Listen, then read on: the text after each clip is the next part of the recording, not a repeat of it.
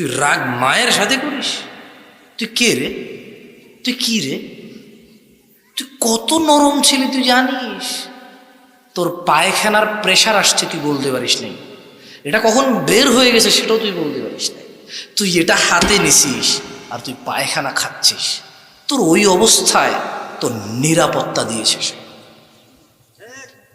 তোর ওই অবস্থায় সে তোকে নিরাপত্তা দিয়েছে। তুই এতটাই নরম ছিলি যে তারা ভয় থাকতো যদি তুই ওদের পিঠের নিচে এসে মারা যাস। তোকে 3টা 4টা 5টা কাঁথা দিয়ে এক সাইডে রাখে নাই, তুই যদি পাল্টি খেয়ে পড়ে যাস।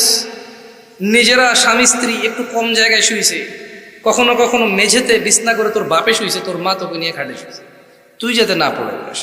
তুই রাগ করিস? তুই কে রে? তোর ছোটবেলাকে তুই বাদ দে রে, তুই তোর ওই ছোটবেলাটাকে বাদ দে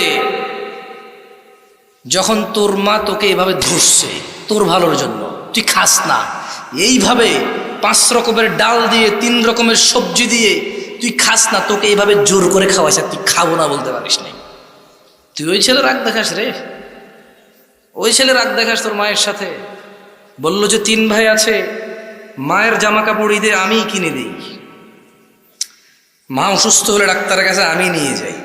বললাম যে তোর মা যখন তোকে পেটে নিল, তোর মায়ের পেটটাকে তো 4 ভাগ করে নাই যে এই অংশে তুই থাকবি, এই অংশে আসতেই পারবি না, তোর বাকি 3 ভাই আসবে। তুই কেন তোর মাকে এটা মনে করিস না যে তুই মায়ের একমাত্র সন্তান? এই পৃথিবীতে কোনো সন্তান তার মা বাবার কৃতজ্ঞ হওয়া তো ইম্পসিবল।